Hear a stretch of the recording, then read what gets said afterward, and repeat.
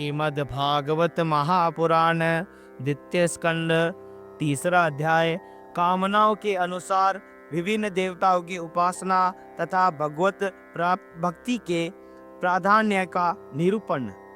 श्री सुखदेव जी कहने कहा, परीक्षित, तुमने मुझसे जो पूछा था कि मरते समय बुद्धिमान मनुष्य को क्या करना चाहिए, उसका उत्तर मैंने तुम्हें दे दिया। जो ब्रह्म तेज का इच्छुक हो वह बृहस्पति की जैसे इंद्रियों की विशेष शक्ति की कामना हो वह इंद्र की, और जिसे सनातन संतान की लालसा हो वह प्रजापतियों की उपासना करे। जिसे लक्ष्मी चाहिए वह माया देवी की, जिसे तेज चाहिए वह अग्नि की, जिसे धन चाहिए वह वसुओं की, और जिसे प्रभावशाली पुरुष को वीरता की चाह हो उसे रुद्रों की उपासना करनी चाहिए। जिसे बहुत अन्न प्राप्त करने की इच्छा हो वह अदिति का, जिसे स्वर्ग की कामना हो वह अदिति के पुत्र देवताओं का, जिसे राज्य की अभिलाषा हो वह विश्वेश देवों का, और जो प्रजा को अपने अनुकूल बनाने की इच्छा रखता हो उसे साध्य देवताओं का आधारण करना चाहिए। आयु की इच्छा से अश्विन कुमारों का, पुष्टि की इच्छा से पृथ्वी का, और प्रतिष्ठा की चाह हो तो लोक माता पृथ्वी और गो आकाश का सेवन करना चाहिए। सौंदर्य की चाह से गंधर्वों की, पत्नी की प्राप्ति के लिए उर्वशी ऊपर अप्सरा की, और सबका स्वामी बनने के लिए ब्रह्मा जी की आराधना करनी चाहिए। जिसे यश की इच्छा हो वह यज्ञ पुरुष की, जिसे खजाने की लालसा हो वह वरुण की, और विद्या प्राप्त करने की आकांक्षा हो तो भगवान शंकर की, और पति पत्नी में परस्पर प्रेम बनाए रखने के लिए पार्वती जी की उपासना करनी चाहिए। धर्म उपार्जन करने के लिए विष्णु भगवान की, वंश परंपरा की रक्षा करने के लिए पितरों की, बाधाओं से बचने के लिए यक्षों की, और बलवान होने के लिए मरुदगणों की आराधना करनी चाहिए। राज्य के लिए मंदवत्रों अधिपति देवों को, अभिचार के लिए निरुदृष्टि को, बहुओं के लिए चंद्रमा को, और निष्कामता के प्राप्त करने के लिए परम पुरुष नारायण को भजना चाहिए। और जो बुद्धिमान पुरुष है वह चाहे निष्काम हो, समस्त कामनाओं से युक्त हो अथवा मोक्ष चाहता हो, उसे तो तीव्र भक्ति योग के द्वारा केवल पुरुषोत्तम भगवान की ही आराधना करनी चाहिए। जितने भी उपासक हैं उनका सबसे बड़ा हित अब इसी में है कि वे भगवान के प्रेमी भक्तों का संग कंड के भगवान में अविचल प्रेम प्राप्त कर ले। ऐसे पुरुषों के सत्संग में जो भगवान की लीला कथाएं होती है उनसे वो उस दुर्लभ ज्ञान की प्राप्ति होती है, जिससे संसार सागर की त्रिगुणमयी तरंग मालाओं के थपड़े शांत हो जाते हैं।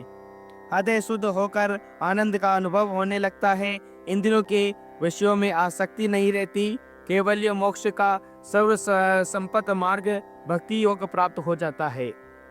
भगवान की ऐसी रसमयी गाथाओं का चक्सा लग जाने पर भला कौन ऐसा है जो उनमें प्रेम न करे। सोनक जी ने कहा, सुत जी, राजा परीक्षित ने सुखदेव जी की यह बात सुनकर उनसे और क्या पूछा। वे तो सर्वे के होने के साथ साथ ही मधुर वर्णन करने में भी बड़े निपुण थे। सुत जी, आप तो सब कुछ जानते हैं, हम लोग उनकी वह बातचीत बड़े प्रेम से सुनना चाहते हैं। आप कृपा करके अवश्य सुनाइए, क्योंकि संतों की सभा में ऐसी ही बातें होती है जिनका पर्यवसान भगवान की रसमयी लीला कथा में ही होता है।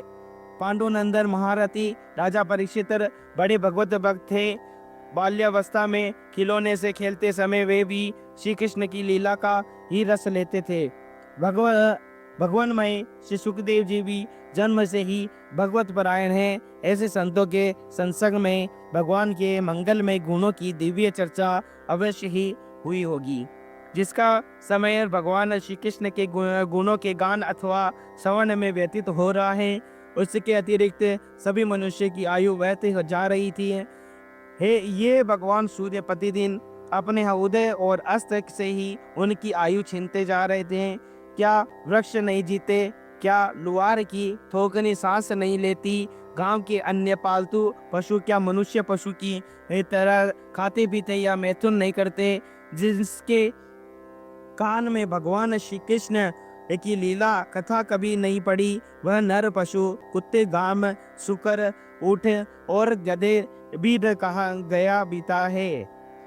सूत जी, जो मनुष्य भगवान श्री कृष्ण की कथा कभी नहीं सुनता उसके कान बिल के समान हैं। जो जीव भगवान की लीलाओं का गायन नहीं करती वह मेंढक की जीभ के समान टटर करने वाली है। उसका तो न रहना ही अच्छा है। जो सिर कभी भगवान श्री कृष्ण के चरणों में जो नहीं झुकता वह रेशमी वस्त्र से सुसज्जित और मुकुट से युक्त होने पर भी बोझा मात्र ही है। जो हाथ भगवान की सेवा पूजा नहीं करते वे सोने के कंगन से भूषित होकर भी मुद्दे के हाथ हैं। जो आंख भगवान की याद दिलाने वाली मूर्ति तीर्थ नदी आदि का दर्शन नहीं करती वे मोरों की पांख की बने हुए आंखों के चिन्ह के समान निर्थक है। मनुष्य के पैर चलने की शक्ति रखने पर भी न चलने वाले पैरों जैसे ही हैं। जो मनुष्य भगवान की लीला स्थलियों की यात्रा नहीं करते, जिस मनुष्य ने भगवत प्रेमी संतों के चरणों की धूल कभी सिर पर नहीं चढ़ाई वह जीता हुआ भी मुर्दा ही है। जिस मनुष्य ने भगवान के चरणों पर चढ़ी हुई तुलसी की सुगंध लेकर उसकी सराहना नहीं की वह श्वास लेता हुआ भी श्वास रहित शव है। सुत जीव हृदय नहीं लोहा है। जो भगवान के मंगल में नामों का श्रवण कीर्तन करने पर भी पिघल कर उन्हीं की ओर बह नहीं जाता। जिस समय हृदय पिघल जाता है उस समय नेत्रों में आंसू छलकने लगते हैं और शरीर का रोम रोम खिल उठता है। प्रिय सुत जी, आपकी वाणी हमारे हृदय को मधुरता से भर देती है। इसलिए भगवान के परम भक्त आत्मविद्या विशारद श्री सुखदेव जी ने परीक्षित के सुंदर प्रश्न करने पर जो कुछ कहा वह स्वाद आप कृपा करके हम लोगों को सुनाइए। बोलो श्री कृष्ण भगवान की जय हो।